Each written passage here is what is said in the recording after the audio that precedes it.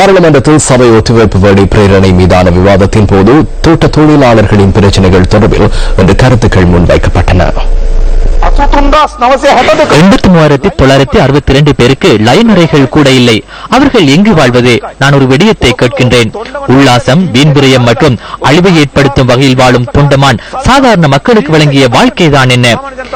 என்னை விட உங்களுக்கு நன்கு தெரியும் அவரின் சல்லால உல்லாச வாழ்க்கை பற்றி.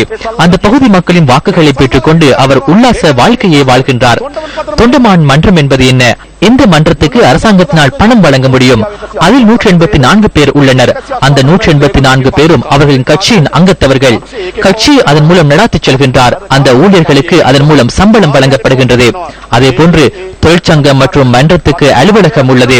வருடாந்தம் 200 மில்லியன் ரூபாய் வீதம் அந்த மன்றத்துக்கு எடுத்துள்ளனர். 9 வருடங்களாக இது இடம்பெற்றுள்ளது. அதாவது 1800 மில்லியன் ரூபாய் செலவாகும். தொண்டமான் மன்றத்துக்காக கடந்த 9 வருடங்களில் 1800 மில்லியன் ரூபாய் செலவிடப்பட்டுள்ளது. அந்த 1800 மில்லியன் ரூபாவுக்கு என்ன நடந்துள்ளது என்பதனை நான் அறிய ஆவலாக உள்ளேன். இந்தியாவிலிருந்து அழைத்து வரப்பட்ட அம்மணிக்கு 3 லட்சம் ரூபாய் சம்பளம் வழங்கப்படுகின்றது. எனினும் தோட்ட தொழிலாளர்களின் சம்பளம் 450 ரூபாய். அந்த அம்மணியின் பெயரை குறிப்பிட வேண்டிய அவசியம் இல்லை, அது உங்களுக்கு தெரியும். 30 வருடங்களாக அமைச்சராக இருந்தார். நீங்கள் கூறியது போன்று தொண்டமான் மன்றம் தொடர்பிலான கதை உண்மையானது. அது கட்சியின் அலுவலகம் என்பது எனக்கு தெரியும். அது அரசாங்கத்தின் பணம். இந்தியாவுக்கு 72 மில்லியன் ரூபாய் அனுப்பப்பட்டது.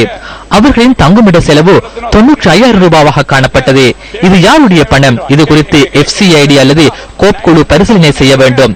இது அரசாங்கத்தின் பணமாகும். அவர்கள் அமைத்த வீடுகள் மாடி வீடுகள். மேல்தட்டில் ஒருவர் இறந்தால் கீழே கொண்டு வர முடியாது.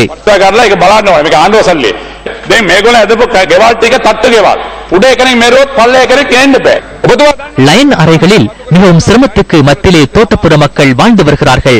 மஹிந்த ராஜபக்ச நிர்வாக காலத்தில் இருந்த போது தொண்டமான் இருக்கும் போது நிதி ஒதுக்கப்பட்டது. அந்த வீடுகளை அமைப்பதற்காக நிதி ஒதுக்கப்பட்டது.